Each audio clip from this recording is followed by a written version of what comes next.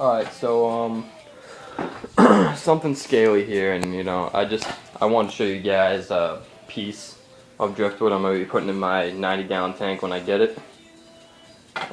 My snake's chilling on it right now, but, yeah, that's what she usually sits on, but I have it right there.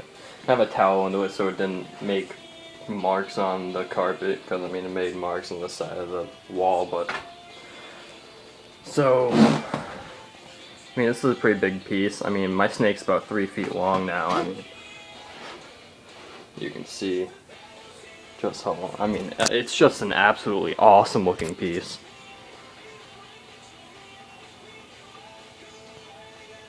It's Malaysian driftwood.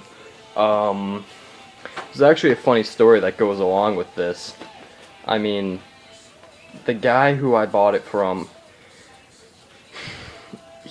what wound up happening is I bought a custom reptile enclosure, a really big one because I used to have an iguana, but I bought that, and for about $200, and this came with it for free, and he used to travel a lot, and he traveled to, I don't even know the place, I'm guessing Malaysia, because this is Malaysian driftwood, he promised me, and I brought it into my pet store, and my boss, he's actually a really great fish guy, but he said that it's definitely Malaysian driftwood, but what happened was they were doing a lot of development and they uprooted this, and he was part of the development, and he told me, like, I collect reptiles, I collect fish, I do all this, so can I have this piece of wood for one of my tanks because it's just awesome.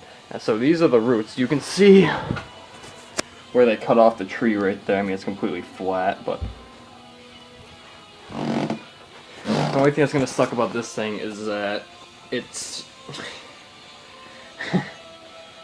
it hasn't been soaked yet, so the tannins in this are still really deep down in there, I guess. So when I get my 90-gallon, because I couldn't find a tub big enough to soak this thing in, so what's going to happen was I have my 90-gallon, which is going right across here. It's a 4-foot long tank, and this is about a 3-foot wide piece. So when I plant my tank, or at least when I fill it up at first, because it's probably going to take me a few weeks to actually get it up and running and, have enough money for plants and fish, because I'm doing a fully just overgrown style tank. But I'm going to soak this for probably about 2 weeks, do frequent water changes, and I'm hoping it's going to get most of it out, because I don't want to have mucky water at all. I like the really nice clear looking water, but it's an absolutely awesome piece, and I want to show you guys this. I actually put it up on the forums just to see how much people would pay for it, and I actually had a guy offer me $700 for it because he's just never seen anything like it. And it's gonna make a great piece of the tank. It's gonna poke out a little bit, so I'm gonna have to have an open top, but I'm gonna use the new Marine Land Aqua Lights, the one certified for plant growth. So it should be pretty nice. It's gonna stick out of the tank a good maybe like 3-4 inches, but I could always trim it down if I want to. But I just can't wait to have my tank with this. That's just gonna be an awesome. I'm gonna put it probably over the side. I'm not sure if I'm gonna put it directly in the middle or not yet. But I just want to share this with you guys. I've never seen anything like it, and I just think it's absolutely fantastic. So tell me what you guys think. If you guys have any tips on how to soak something this big and get all the tannins out of it, please tell me. I would much appreciate that. But till next time, to something scaly.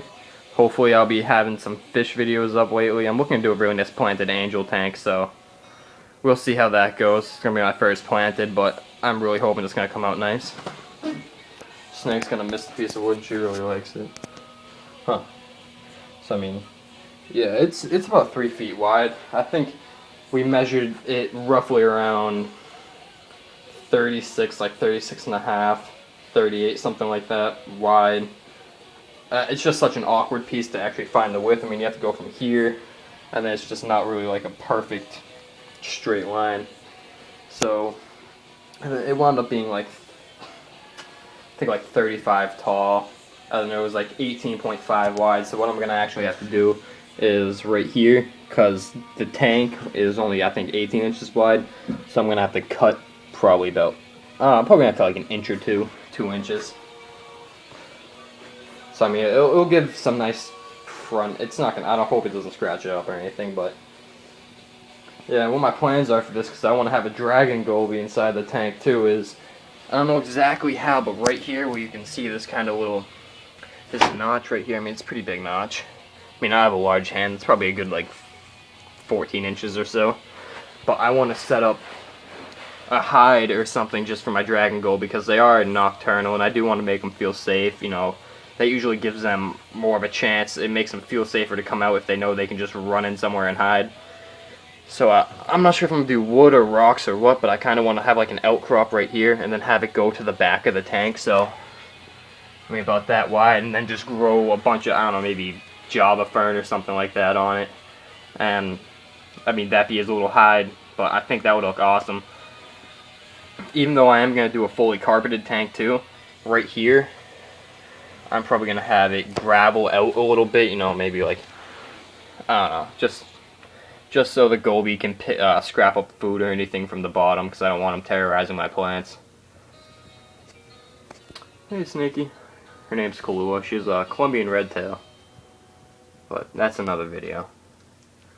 Alright, so thanks you guys for watching. Till next time, something scaly.